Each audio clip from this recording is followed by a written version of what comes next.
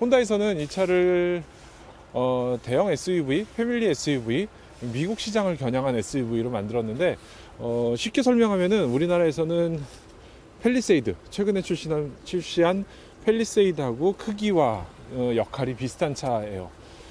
국내에는 기존에는 그냥 단일 트림으로 출시를 했다가 최근에는 볼륨을 좀 늘리면서 엘리트 트림, 고급 옵션을 넣은 엘리트 트림을 더해서 두 가지 트림으로 나오게 됐습니다. 2019년형으로 오면서 크게 바뀐 거는 이 디자인들인데요. 이 부분에 이렇게 주간주행 등이 이렇게 들어가고 이 앞에를 은색의 크롬으로 마감을 했는데 이 부분들이 굉장히 많이 바뀌었어요. 여기가 혼다의 디자인을 이렇게 많이 적용을 하면서 바뀌었고 범퍼가 불쑥 튀어나오면서 차체 전장이 길어지는 효과를 주고 있습니다.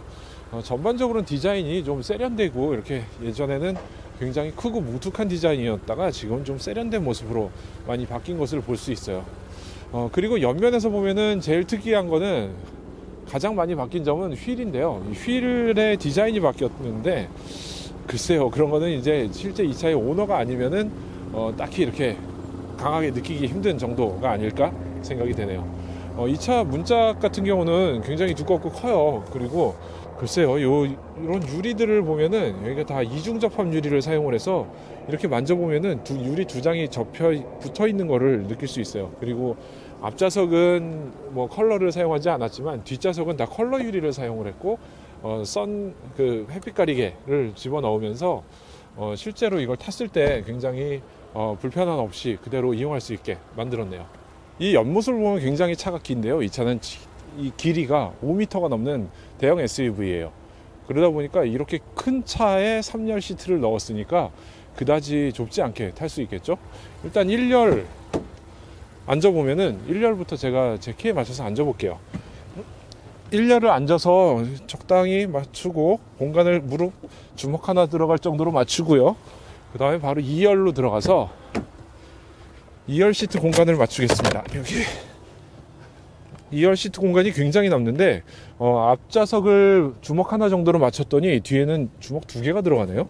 여기가 지금 최대로 넓힌 건데 여기도 주먹 하나 정도로 맞추고 그 다음에 3열에 앉아보면은 좁지 않은 거를 알 수 있어요.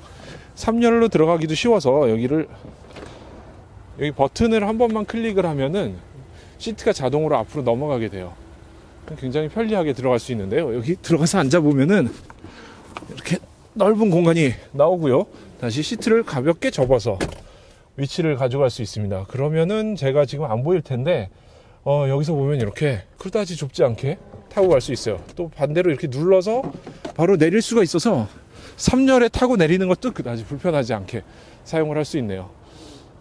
이 차를 보면은 진짜 3열을 어떻게 써야 되나 이렇게 잘 보여주고 있는데 대형 SUV에서 3열까지 굳이 사용하는 일이 그다지 많지 않았지만 최근에 한국에서는 이런 수요가 늘어나면서 이런 5m가 넘는 차들도 좀 인기를 끄는 그런 상황이 됐어요.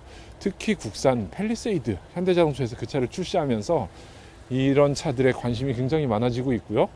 예전 같으면은 이렇게 큰 SUV에 3.5L 가솔린 엔진을 얹은 차를 선택하는 사람이 극히 드물었을 텐데 실제로 제가 타고 있는 카니발 가솔린 같은 것도 한 100명 중에 5명 정도 선택을 한다고 하니까요.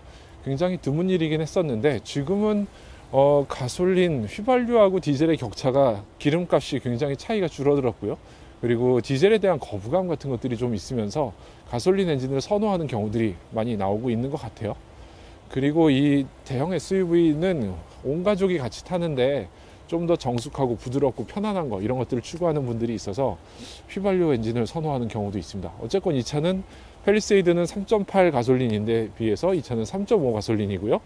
9단 자동 변속기, 기존에는 6단이었는데 9단 자동 변속기가 들어가면서 주행 질감이나 이런 것들이 많이 개선이 됐네요. 차의 디자인을 보면은 이 보닛 아래 선들이 많이 바뀌었어요. 여기가 은색이 쭉 들어가면서 헤드라이트의 디자인 자체가 여기 디귿자 형태를 나타내면서 디자인이 많이 바뀐 모양을 보여주고요. 디귿자 형태의 디자인이 들어가면서 그 아래 크롬 부분들이 들어간 부분들이 많이 바뀌었어요. 그리고 이 앞에 디자인을 옆에서 보면은 살짝 볼록하게 앞으로 많이 튀어나왔죠. 이게 차체 전장을 늘리는 역할을 했는데 말하자면 보행자 안전 같은 것들을 고려한 요소로 보이네요. 앞에 디자인 번호판이 있는 데가 볼록하게 튀어나오면서 차체가 좀 길어지게 됐습니다. 그리고 휠베이스는 조금 짧아요, 팰리세이드보다. 근데 실내 공간을 살펴보면은 3열까지 갖추고 있고 다른 그 비슷한 급의 차들하고 비슷한 공간 구성을 갖고 있다고 볼 수 있어요. 이 옆모습에서 볼 수 있는 차이점은 사실 휠 디자인이 바뀌었다는 거가 가장 큰 것 같고요. 나머지 전반적인 실루엣은 크게 바뀌지 않았습니다. 다만 저 샤크 안테나가 들어가면서 차체의 제원표상 높이가 좀 높아지는 효과가 나타났고요. 1열에는 투명한 유리를 사용을 했는데 2열에는 컬러 유리를 적용했죠. 2열, 3열 그리고 뒤에까지 컬러 유리를 적용을 했습니다. 그리고 저 유리들이 모두 다 이중접합 차음 유리예요. 그래서 이 정도에서는 굉장히 소음 진동은 팰리세이드보다 훨씬 더 좋은 상태라고 보이고요. 고속도로에서도 좀 이렇게 강한 주행을 했었는데 꽤 고속으로 속도를 올려도 풍절음이나 바닥의 소음 이런 것들은 팰리세이드 대비 굉장히 아주 정숙한 것으로 보입니다. 뒷모습 디자인은 상당히 뭔가가 달라 보이는데 그 이유를 찾아보니까 요 브레이크 등이 붉은색으로 되어 있어서 이게 방향지시 등 역시 붉은색으로 그냥 미국에서 나오던 그대로였는데 무슨 이유에선지 이거를 바꿨어요. 혼다 관계자에게 물어봐도 딱히 이유가 없는데 그냥 뭐 바꿨다라고 하네요. 그리고 디자인이 약간은 이 기역자 형태로 만들면서 좀 새로운 디자인처럼 보이네요. 그렇게 큰 변화는 아닌데 차가 좀 인상이 달라진 느낌을 받을 수가 있습니다. 자, 이 차의 궁금한 공간 중 하나인데요. 트렁크. 일단 트렁크의 이 유리 높이가 낮아서 굉장히 좀 여유 있는 느낌이고요. 이 차는 파일럿의 엘리트 트림입니다. 고급 옵션이라고 보면 되고요. 이 차의 트렁크 공간을 살펴보면 이렇게 3열을 세운 상태에서는 적재 공간이 그렇게 많지가 않죠. 여기가 팰리세이드 같은 경우는 제가 손으로 쟀을 때 2뼘 반이었어요. 이 차 역시도 하나, 2뼘, 거의 비슷한 크기라고 볼 수 있겠네요. 한 2뼘 반 정도 되는 크기가 되고요. 이 밑에는 이렇게 하면 적재함이 이렇게 들어있어요. 뭐 일부 작은 것들을 적재할 수 있게 되어 있는데 그 정도 공간이 들어있는 편이고요. 그 다음에 3열을 폴딩을 할 수가 있는데 이거를 전동으로 폴딩하는 기능 이런 거는 넣지 않았네요. 팰리세이드의 고급 옵션에는 그런 기능이 들어갔는데 이 차는 이렇게 수동으로 폴딩을 해야 됩니다. 수동으로 폴딩을 하고 그러면 이렇게 넓은 공간이 생기죠. 이 상태에서 2열도 다시 이렇게 뒤로 가져간 다음에 접으면은 평평한 공간이 되는데요. 여기가 팰리세이드 같은 경우는 이게 아주 깔끔하게 메꿔졌던 것 같은데 이거는 지금 공간이 좀 남게 이렇게 되네요. 조금씩 남아 있고요. 이 차는 7인승이기 때문에 요 2열 중간 시트가 없어서 여기가 또 공간이 남게 되어 있습니다. 공간 편의성은 굉장히 좋은 것 같아요. 이 트렁크에 차이가 있다고 하면은 요 부분에 팰리세이드 같은 경우는 이 앞좌석 이 시트들을 접을 수 있는 버튼들이 전동 버튼이 들어있었는데 이 차는 그런 건 없고 이렇게 파워 아울렛 12V 이런 게 들어있고요. 나머지는 특별한 게 없습니다. 한때 오디세이 같은 경우는 이런 데 청소기도 들어있고 뭐 이런 아기자기한 기능들이 있었는데 이 차는 그런 거는 없고요. 네, 이렇게 마감이 돼 있어요. 그리고 2열 중간 좌석에도 3점식 안전벨트를 사용할 수 있게 만들어져 있고요. 전동으로 트렁크를 열고 닫을 수 있게 이렇게 구성을 해놨습니다. 엘리트 트림이라고 표시를 따로 이렇게 딱 하고 있죠. 테일램프 디자인이 어디서 본 듯해서 참 그러네요. 그리고 여기 벌브 타입의 램프를 사용을 하고 있어요. 요즘 LED로 다 가는 추세인데 이런 것들은 좀 아쉬운 반면에 이런 데 보면은 이중 접합 유리를 사용한 흔적들이 있거든요. 요런데 유리를 이중으로 접합을 시켜서 여기 보이시죠? 2개로. 이거는 소음을 방지하는데 굉장히 효과가 좋습니다. 운전석을 들여다보면은 일단 공간 활용을 굉장히 잘했어요. 여기에는 아틀란 맵을 사용한 내비게이션이 들어있는데 기존에 사용했던 그런 기능들이 그대로 있고요. 특이한 거는 애플 카플레이가 일단 적용이 됐고요. 그래서 이런 AVN 시스템, 내비게이션 이런 것들도 좀 편리하게 사용을 할 수 있는 상황이 됐고요. 캐빈 토크라는 기능을 쓰면은 뒷좌석, 이 혼다 오디세이에서 나왔던 거죠. 이렇게 하면은 뒷좌석에다가 메시지를 전할 수 있어요. 헤드폰이나 스피커를 통해서 뒷좌석에다가 얘기를 할 수 있습니다. 뒷좌석 엔터테인먼트도 따로 이렇게 설정을 할 수 있고요. 굉장히 패밀리카로 편리한 기능이겠고요. 근데 이것들이 지금 아주 자연스럽게 요 안에, 예를 들면 한국의 내비게이션, 아틀란이 여기 메뉴에 딱 들어가 있죠. 예전엔 이런 것들이 어색하게 붙어서 한때 혼다는 여기 버튼 눌러서 내비게이션을 켜는 그런 상황도 있었는데, 지금은 되게 깔끔하게 정리를 해놨네요. 그리고 여기는 빨간색의 혼다의 상징 같은 엔진 버튼이 여기 들어있고요. 그 옆에는 공조장치 조절하는 스위치들이 있습니다. 여기는 그다지 큰 변화를 가진 것 같진 않아요. 그리고 그 밑에를 좀 보시면은 DVD, 블루레이 디스크가 들어가는 DVD 플레이어가 있죠. 이거는 뒷좌석 엔터테인먼트를 위해서 꼭 집어넣은 것 같고요. 자, 실내를 살펴보면은 여기 이렇게 스마트폰 무선 충전을 할 수 있게 공간을 마련해 놨고요. 여기 USB가 들어가 있고요. 이거는 이렇게 덮개로 덮을 수도 있고, 이걸 열어서 이렇게 연결을 할 수도 있게 되어 있습니다. 그리고 가장 많이 바뀐 게 이 변속기인데요. 이게 기존의 다른 차들, 혼다의 다른 차들이 9단 변속기를 가져가면서 이렇게 버튼식의 변속기를 사용을 했는데, 이렇게 하면은 주행이고요. 중립, 후진, 주차 이렇게 되고요. 그 다음에 여기 주행해서 한 번 더 누르면은 스포츠 모드가 들어갑니다. 이런 구성이고요. 요거는 이제 지형에 따라서 노멀, 스노우, 머드, 샌드 이런 식으로 주행 모드를 바꿔주는 기능이에요. 여기 보면은 이렇게 노멀, 스노우, 머드, 샌드 바뀌죠. 사륜구동 기능이 있기 때문에 그거를 배분을 해주는 그런 역할을 하고 있고요. 이거는 오토 스타트 스톱, 엔진을 잠깐 섰을 때 멈추는 기능을 끄는 그런 기능이네요.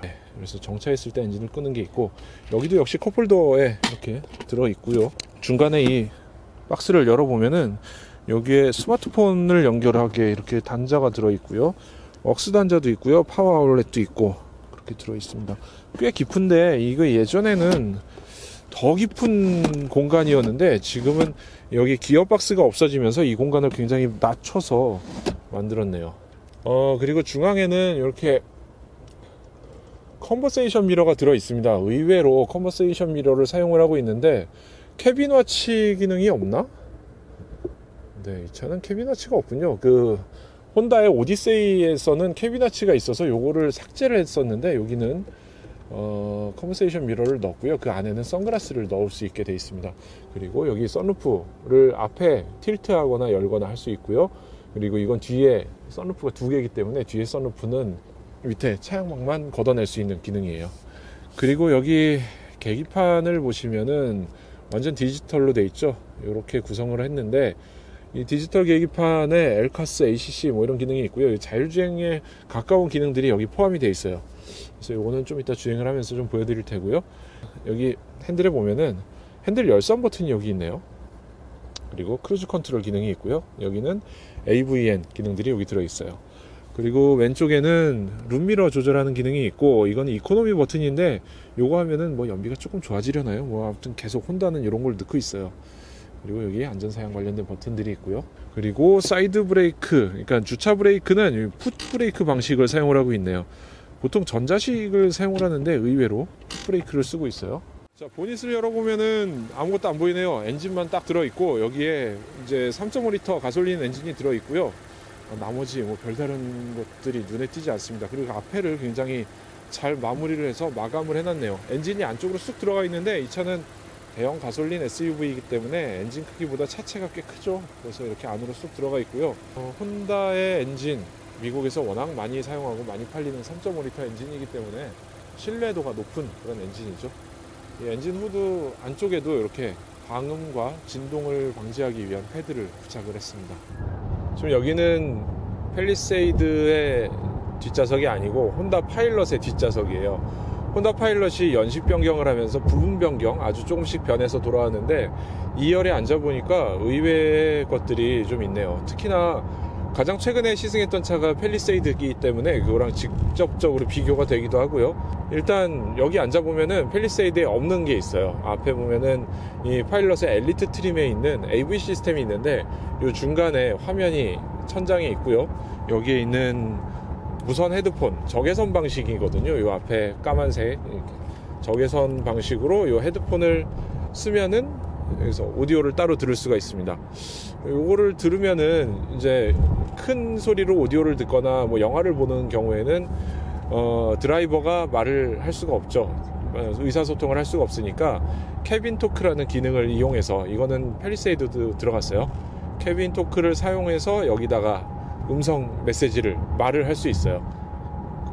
뭐 굉장히 패밀리카에선 좋은 기능이긴 한데 좀 사치스럽달까? 뭐 투머치 같은 약간 그런 기능일 수도 있고요.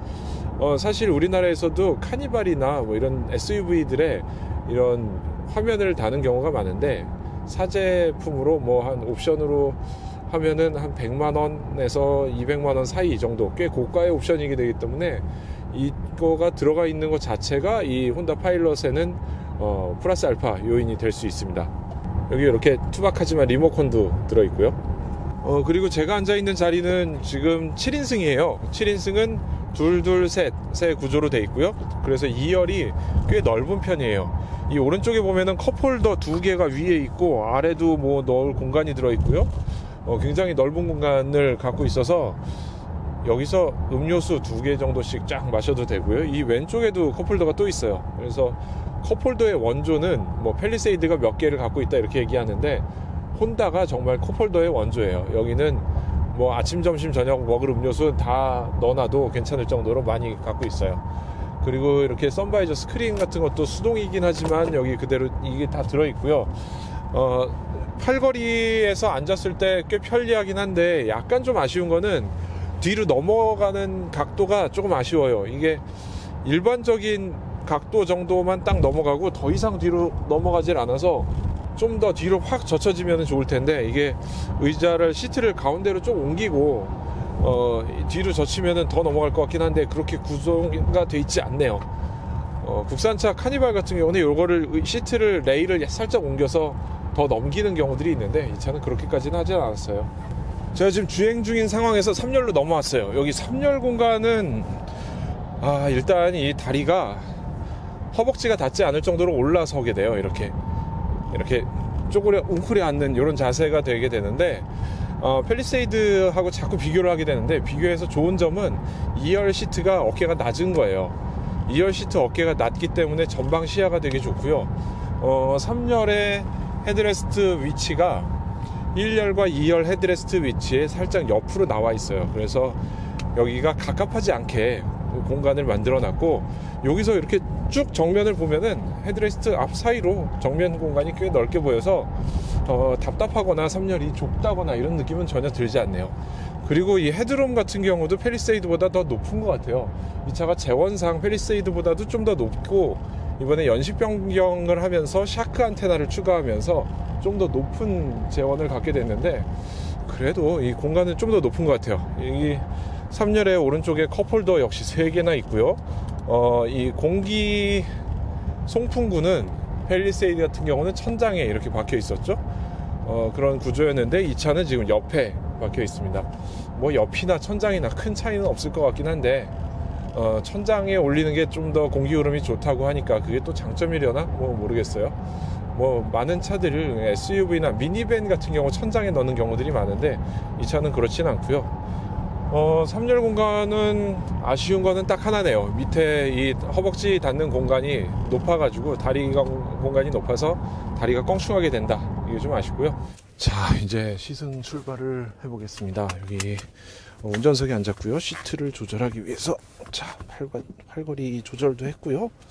일단 쓰던 스마트폰은 여기 무선 충전에다 얹어놨어요. 무선 충전 패드가 그다지 이렇게 딱 앞뒤로 잡아주는 그런 스타일은 아니네요.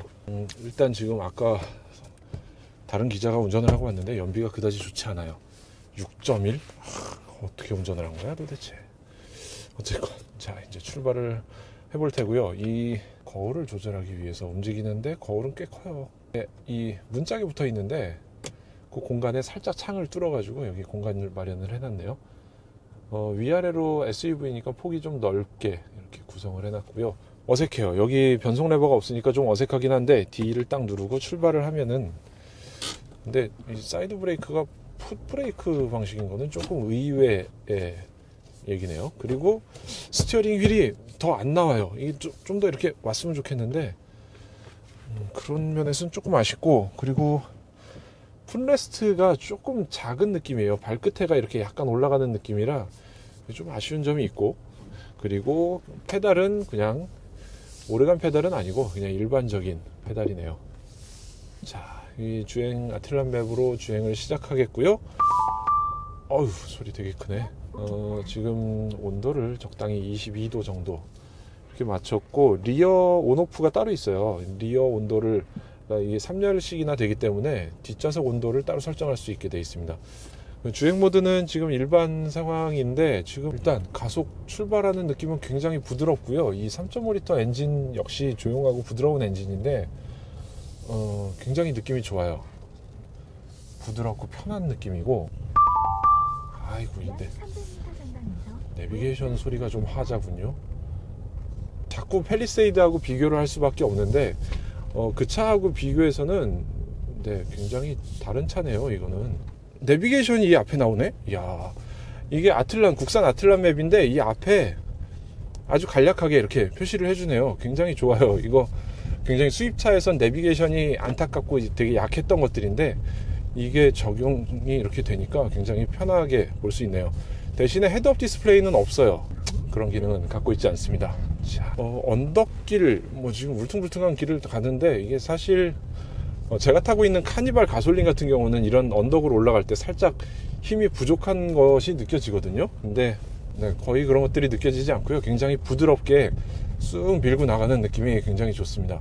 사실 제가 궁금한 거는 팰리세이드 3.8 가솔린의 시승 그런 승차감인데, 이 차하고 그 차하고 비교를 해야 될 것 같거든요. 근데 이 차는 일단 저번보다 많이 좋아졌어요. 6단 변속기하고 지금 살짝 이 저속에서 움직이는 이런 느낌은, 저속 느낌은 일단 좋고요. 좀 이따가 가속하는 느낌 한번 비교를. 자, 지금은 요 좁은 동네 마을길을 가고 있는데 굉장히 부드럽게 달리고 있어요. 타이어가 느낌이 좋은 건지 일단은 확실히 디젤차하고 비교하는 거는 좀 어폐가 있지만 소음 진동에서는 확실히 좋아요. 그리고 제가 타고 있는 카니발 가솔린 3.3 가솔린하고 비교해도 굉장히 좋아요.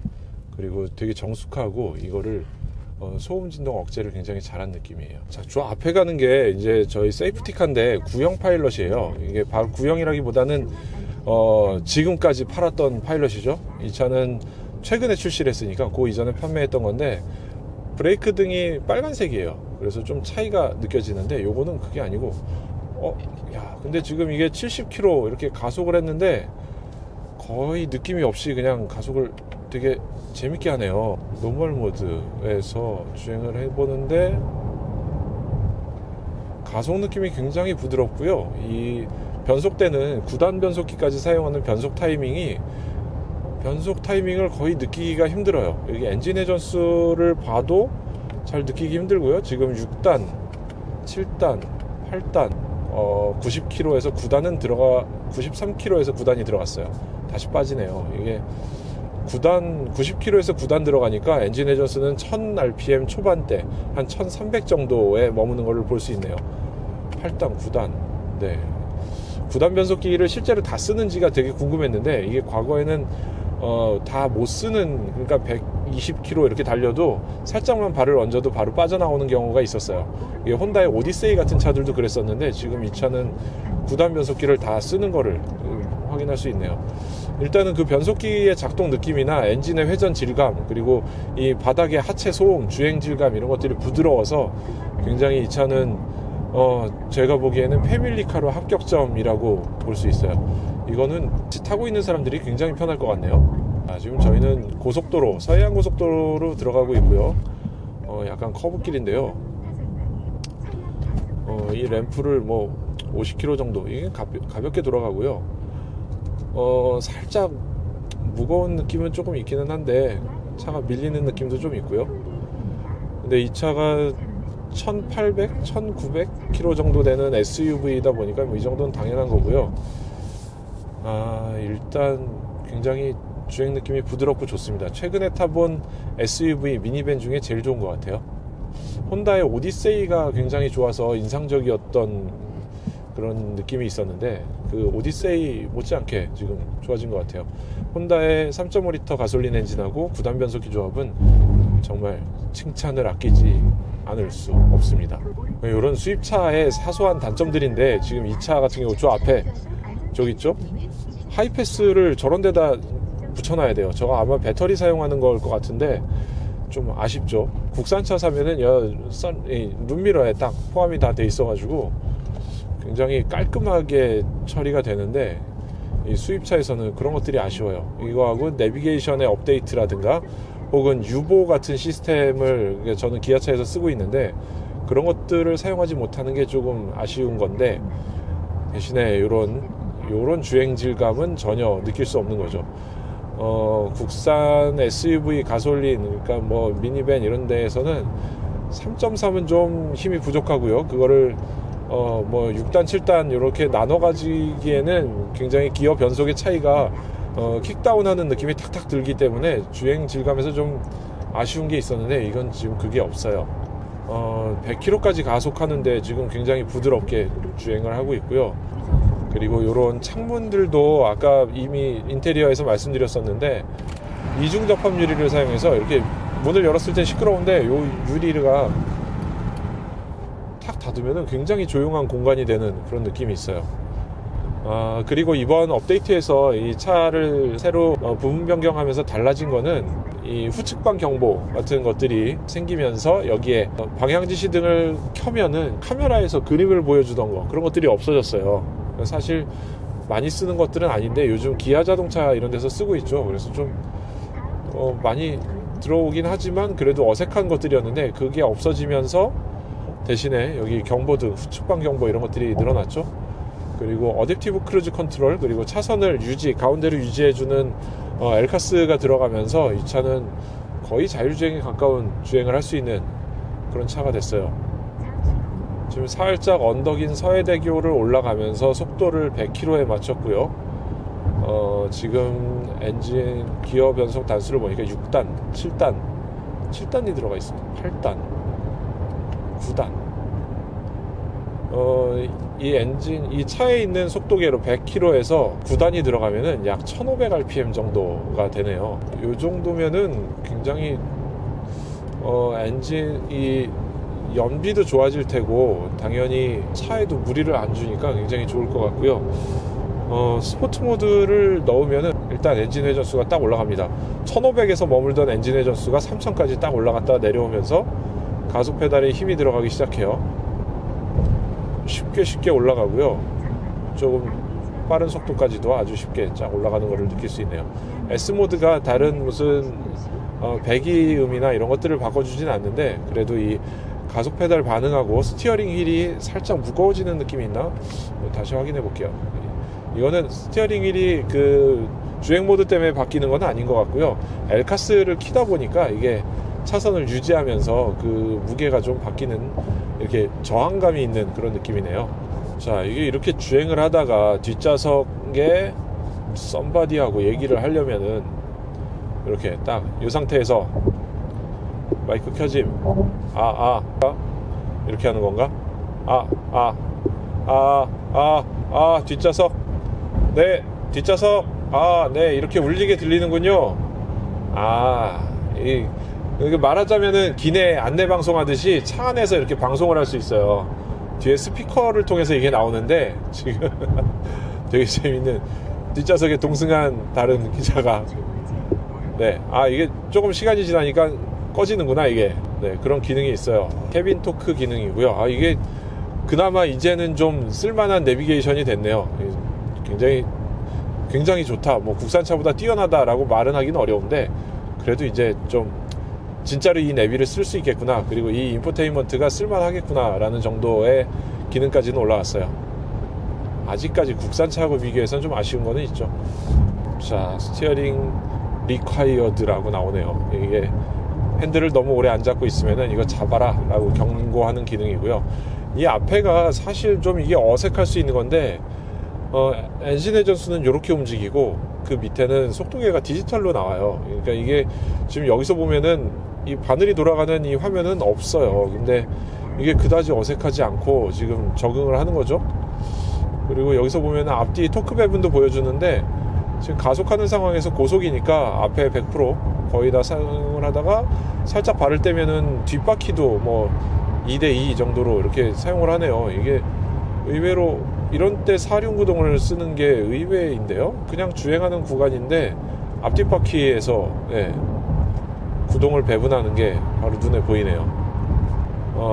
약간 전체적인 승차감은 시트가 그렇게 넓지는 않아요. 그리고 이렇게 폭 안아주는 그런 시트의 느낌은 아니에요. 그리고 전형적인 SUV의 시트인데 이 어깨 높이가 그다지 높지 않은 편인데 그래도 제 어깨 정도까지 커버를 해주니까 나쁘진 않고요. 시트의 디자인이 좀 세련되지 않았다. 그리고 뭐 컬러나 재질 같은 게 좀 이런 데서 느껴지는 이런 재질들 이런 게 조금 국산차의 이 가격대 차하고 비교하면은 좀 아쉽겠지만 그래도 감안을 하고 타면 될 것 같아요. 여기에 무슨 되게 좋은 뭐 화려한 가죽을 넣거나 이러진 않았는데 이 혼다의 주행 성능하고 이런 발의 느낌 이런 것들이 되게 좋네요. 참고로 말씀드리면은 미국에서는 이 차가 연간 한 15만 대 정도 팔린다고 합니다. 이 파일럿, 혼다의 파일럿이 이 급의 대형 SUV에서는 꽤 인기 있는 차종인데요. 미국이라는 특성상 이런 가솔린 대형 SUV를 만들어서 팔고 있는데 미국 시장에는 확실한 강자는 사실은 포드의 익스플로러고요. 익스플로러가 어마어마하게 먼저 제일 많이 팔리고 그 다음에 이제 파일럿 같은 차가 팔리고요. 그런 시장에 현대자동차의 팰리세이드가 도전을 하는 거죠. 사실 닛산의 패스파인더 같은 경우는 조금 차가 연식이 좀 돼서 신차가 나올 때를 좀 기대를 해야 될 것 같고요. 뭐 다른 브랜드들에서 나오는 것들 뭐 비슷한 급의 차들 중에서는 일단 이 혼다의 파일럿이 꽤 유력한 차로 보이네요. 그리고 이 익스플로러는 내년에 우리나라에도 신모델이 들어오죠. 그러면서 좀 굉장히 많이 바뀔 것으로 예상을 하는데 그 차 역시도 좀 기대가 되고 있어요. 이런 대형 SUV 시장이 일단은 현대차의 팰리세이드로 인해서 확 열리는 거가 뭐 굉장히 환영할 만한 일이고요. 가솔린 차 시장도 이제 좀 열리지 않을까라는 기대를 하면서 혼다에서는 이 차도 역시 월간 한 100대 정도 판매하던 수준에서 과감하게 한 50% 더 잡아서 한 150대 정도는 팔릴 수 있지 않을까라고 기대를 한다고 합니다. 근데 이거는 기존하고 비교하면은 굉장히 이 주행 질감이나 이런 게 좋아져서 사실상 이 눈을 감고 이런 재질을 제외하고 승차감만 본다면은 굉장히 고급차에 가깝다고 볼 수 있겠고요. 그거를 뭐 나머지 재질이나 이런 디자인, 뭐 혼다스러운 것들, 그런 대중적인 그런 이미지를 고려를 하면은 이 차는 좀 양면적인 성격을 갖고 있겠어요. 주행은 진짜 고급스러운데 이런 실내 같은 것들이 고급스럽지 않아서 아쉽네요. 근데 뭐 어차피 대중 브랜드고, 하지만 우리나라에서는 5,400만 원에 시작해서 엘리트 트림은 좀 더 비싸죠. 그러니까 팰리세이드 같은 차하고는 크게는 1,000만 원 가까이 차이가 날 수도 있겠어요. 그래도 한번 이게 고려해볼 만하긴 하겠는데. 자, 다시 여기 롤링 힐스 호텔로 돌아왔습니다. 한 1시간 정도밖에 시승을 못했는데 되게 아쉽지만 여기서 시승을 마쳐야 될 것 같고요. 시승 행사니까 여기서 끝내야 될 것 같습니다. 현대차의 본거지인 롤링 힐스에서 지금 혼다를 시승을 해서 굉장히 의외인 시승 행사였고요. 가장 인상적인 거는 이 차의 파워트린이네요. 9단 변속기와 3.5리터 가솔린 엔진의 조합은 정말 좋은 것 같고요. 굉장히 부드럽고 편하고 안락한 주행이 정말 특징이었던 것 같아요. 이런 대형 SUV를 알아보면서 예를 들어서 디젤의 소음이나 진동에 지쳤다 이런 분들은 이 차를 한번 꼭 시승해 보시길 권하겠습니다. 감사합니다. 네, 조금